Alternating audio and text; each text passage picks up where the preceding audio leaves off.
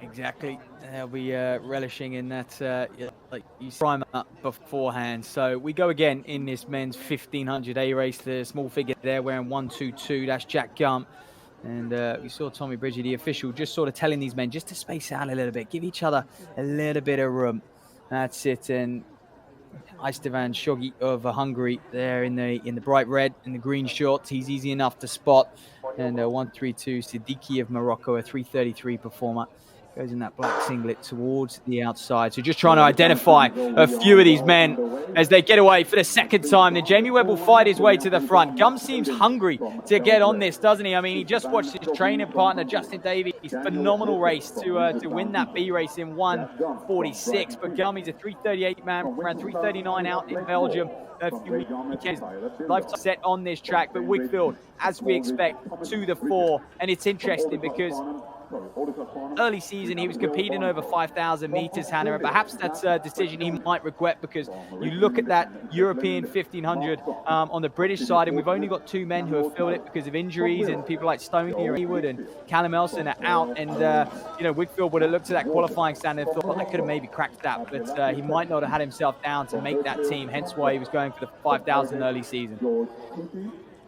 Well, Joe Wigfield is such an exciting athlete. When you look at what he's done over cross-country, you don't think he should be that good over 1500, but he is. That 3:36 speaks for itself. And I think when you've got that cross-country strength and experience, there's no danger in going aggressively and going hard at this point and putting, because you know you can cope with what's going to happen in that last 500 metres, perhaps better than anyone else. So why not give yourself the advantage of being ahead of everyone?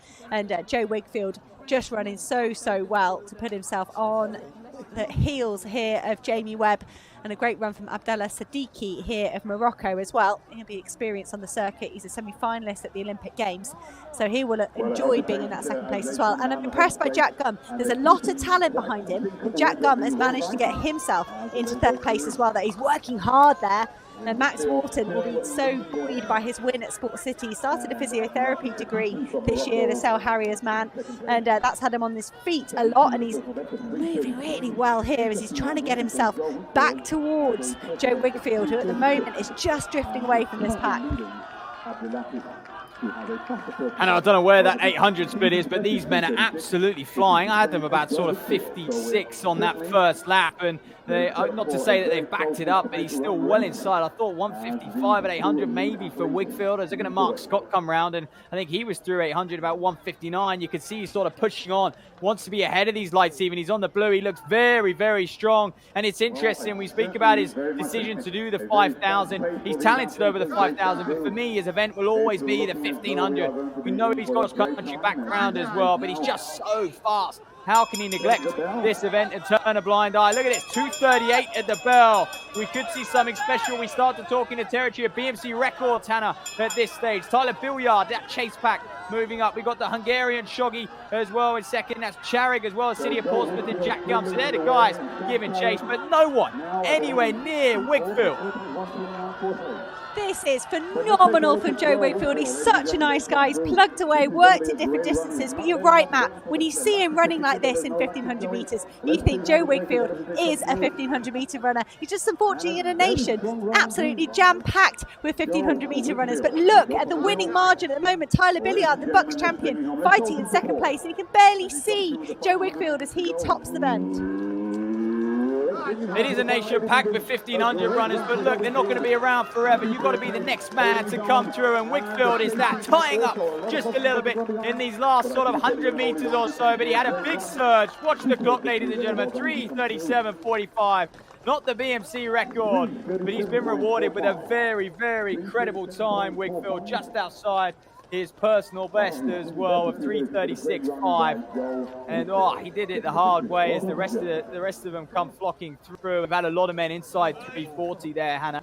Interested to see live results over at Athletic Live, and to be honest, I was all eyes on Wigfield. Was it Bilyard who got second? What happened?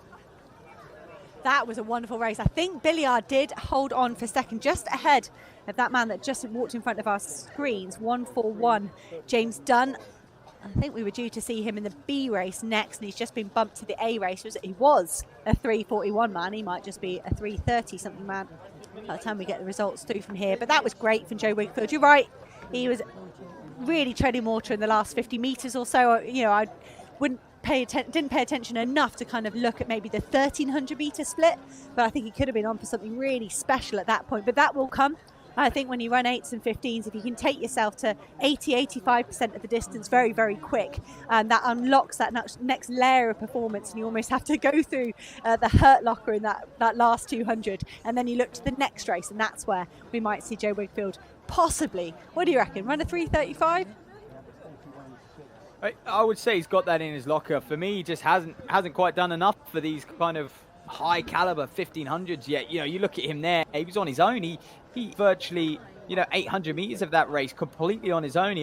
Webb, I think, just pulled off before the 800 mark as well. So, but yeah, I think if he gets in one of these faster races, he's got a 3:35, 3:34 in him. I've got no doubt about that. But Tyler Bilyard then 3:39 for second. James Dunne, you mentioned him, 3:39 as well. Tommy Bridger, and he's been rewarded with another personal best of 3:40. Jack Gumm, and we had a whole host of men on that 3:40 mark. They really did fire across the line. Blanket finish for them. We'll continue to keep you updated with those results.